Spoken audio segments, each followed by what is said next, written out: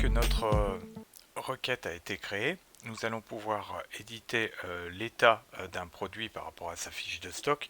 Alors avant de commencer, je voudrais apporter une petite précision par rapport à la vidéo précédente, puisque dans la requête que nous avons créée précédemment, un champ a été oublié dans la requête. Si j'affiche cette requête en mode création, vous remarquez qu'il y a type de mouvement qui a été ajouté. Pourquoi? Parce que tout simplement j'avais oublié d'ajouter ce champ dans ma requête. Alors rien de bien dramatique, hein, parce qu'il suffit tout simplement d'ajouter le champ et d'enregistrer sa requête pour pouvoir accéder à ce type d'informations, mais il est important d'apporter cette précision. Donc pour réaliser notre état, nous allons bien évidemment cliquer sur le ruban créer et on va prendre l'assistant état. On va faire notre état sur la requête que l'on vient de créer et on va prendre tous les champs à notre disposition. Je vais cliquer ensuite sur le bouton suivant. Bien évidemment, je veux afficher mes données par produit. C'est pour ça que ici je vais choisir la table produit. Et ensuite, je vais faire des regroupements sur l'id produit et le libellé du produit. Alors, si je veux afficher pour plus de clarté les dates de mouvement par ordre chronologique, eh bien je vais choisir de faire un tri justement sur la date de mouvement par ordre croissant et je vais cliquer sur le bouton suivant. J'ai la possibilité d'afficher ma page soit au format portrait, soit au format paysage. Je vais laisser le format portrait et je vais bien sûr appeler cet état stock. Je pourrais afficher l'aperçu de l'état directement, mais moi je vais en modifier la structure puisque je vous rappelle que nous allons devoir ajouter les champs calculés, comme il a été expliqué précédemment, pour avoir une fiche de stock qui soit cohérente. Je clique sur le bouton terminer et vous remarquez que je peux modifier l'aspect de ma fiche de stock. Je vais maintenant pouvoir mettre en forme cette fiche de stock de manière à ce qu'elle corresponde à mes attentes. Alors, pour bien définir déjà mes différentes en-têtes de colonne, je vais augmenter la hauteur du groupe de l'en-tête du groupe idprod. Je vais sélectionner tous les champs que je vais afficher, je vais les couper et je vais les coller dans l'en-tête de groupe. Bien évidemment, je vais descendre ces éléments pour qu'ils apparaissent en bas et je vais modifier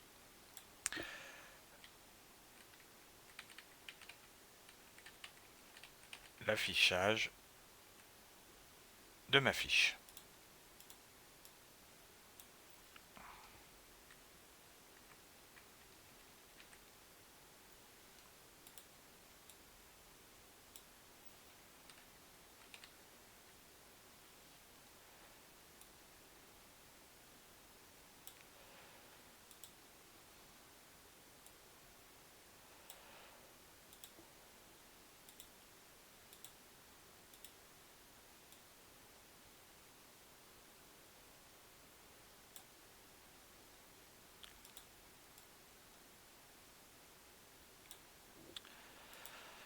Je vais bien évidemment faire la même chose pour mes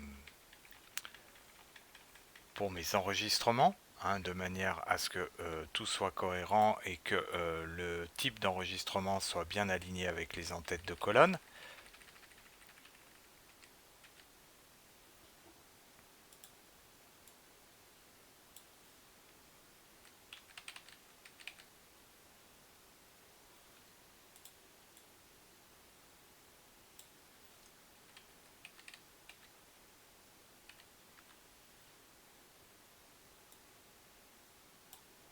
Et voilà.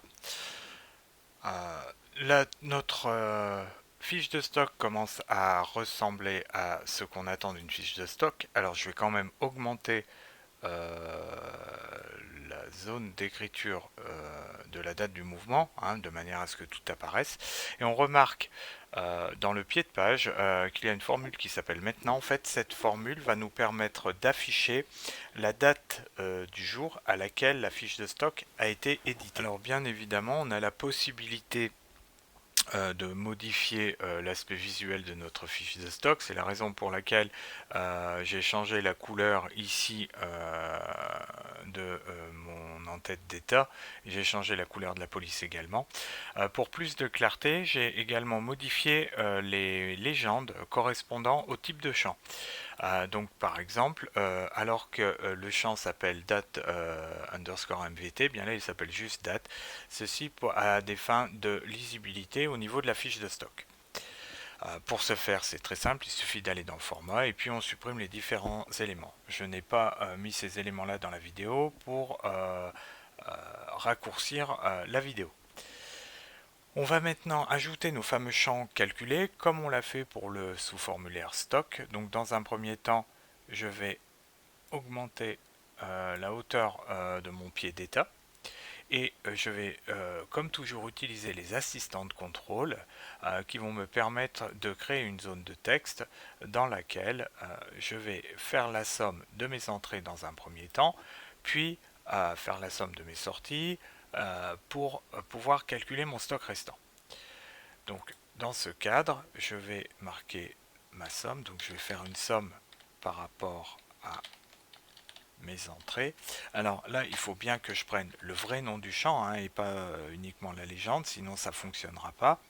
Donc c'est pour ça que mon champ s'appelle entrée MVT. Et je vais faire la même chose. Alors en étiquette, je vais marquer total. Donc ça, c'est des choses qui ont déjà été faites hein, dans le formulaire, dans le sous-formulaire, pardon, stock. Donc je vais prendre cet élément-là et je vais le mettre dans cette zone. Voilà. Et donc je vais créer un deuxième champ identique où cette fois je vais faire la somme de mes sorties. En respectant bien toujours le nom